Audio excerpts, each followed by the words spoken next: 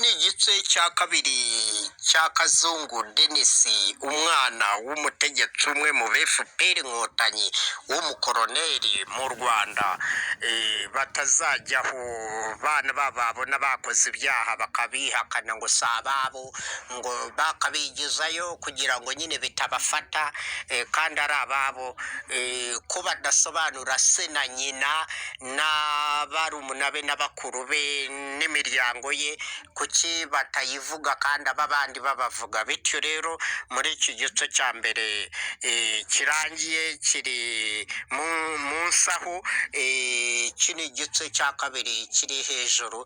Bityo rero kimara kumva iki wamanuka no hasi kuri TikTok ukakurikira n'igice cya mbere, ukajya no kuri YouTube ugakurikira igice cya mbere n'iki cya kabiri, no kuri Facebook ugakurikira igice cya mbere n'iki cya kabiri, ugakomeza ukurikira.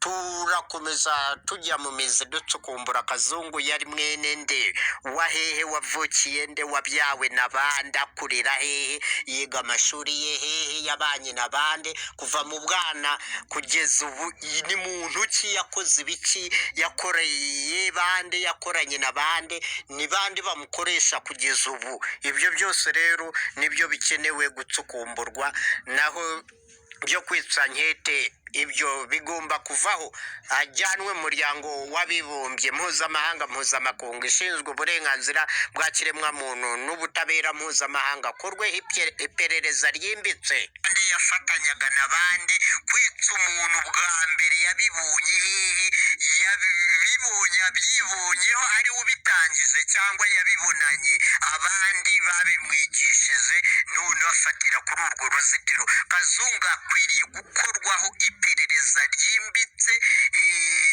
n'urukiko mpuzamakungu bidasanzwe kandi rudashingiye hano mu Rwanda, nk'uko abanyarwanda babashingiye urukiko Arusha rwabakoragaho iperereza rukabafata rukababika, rukaba ari rwo rugenzura ibyabo. N'urukiko mpuzamakungu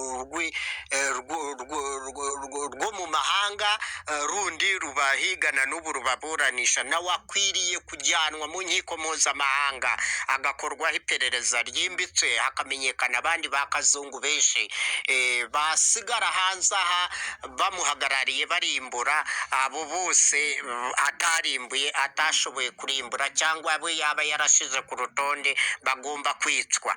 Kazungu akwiriye, Kazungu Denis w'i Busanza mu Rwanda, aho niho abarizwa, ariko na za Kibagabaga yarahabaye.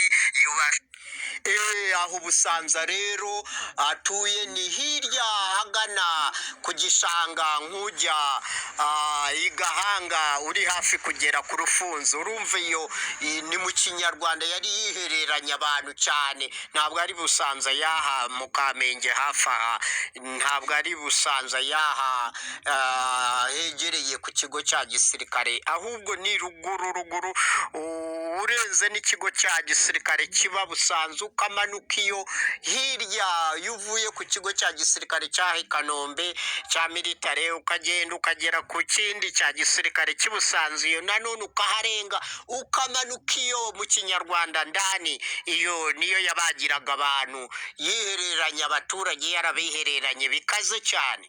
Yarahabaye, iyo bashobora kuba yarahakoreye hose, za Batsinda, za Remera, hose zo mu mujyi, hirya hino mu ntara hose hariyo ibirindiro bya Kazungu byinshi, ari ba Kazungu benshi bashimuta abantu, baburiza abantu irengero. Bityo rero akaba yakorwaho iperereza ryimbitse, hakamenyekana n'abafatanyabikorwa be bose bakajya ahabona. Bityo rero ni muri urwo rwego twe dushaka ko ajyanwa mu rukiko mpuzamahanga, bareke kuhita bamukatira vuba babyihutisha, kandi hari abandi banyarwanda bafite imanza nyinshi batigeze bihutishirizwa imanza zabo ngo ikibazo cyabo gikemuke. We bamwihutishereza bate?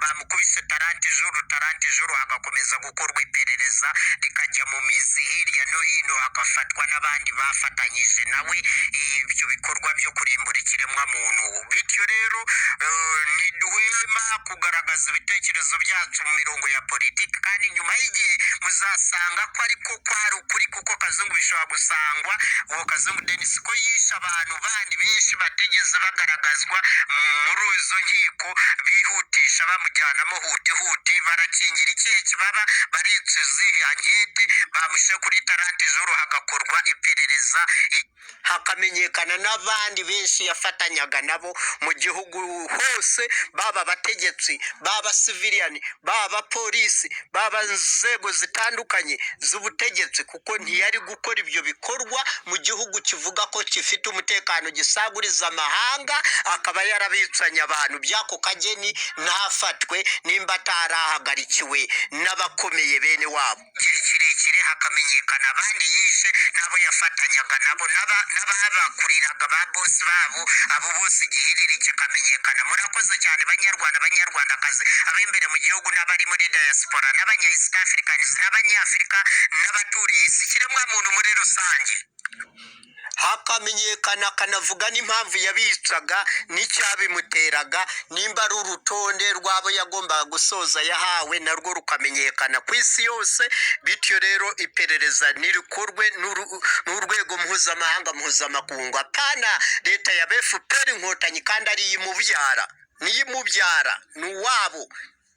Nta cyavamo kizima mu iperereza n'izo nkiko za kangaru bamushyiramo babeshabesha, ahubwo turamushinganisha ku rwego mpuzamahanga, batazihutira kumwica, kumukura ku isi, azakorweho burindi perereza. Aba nibashaka kubyihererana, azakorweho irindi perereza mpuzamahanga, n'abandi bose bazamenyekane bose imbere mu gihugu no mu karere k'ibiyaga bigari na Afurika no ku isi yose. Ushobora gusanga hari benshi ba Kazungu bafatanyije n'ababosi baba babakuriye. Rwose ibyo byose iperereza ryimbitswe mpuzamakungu rizabakorerweho.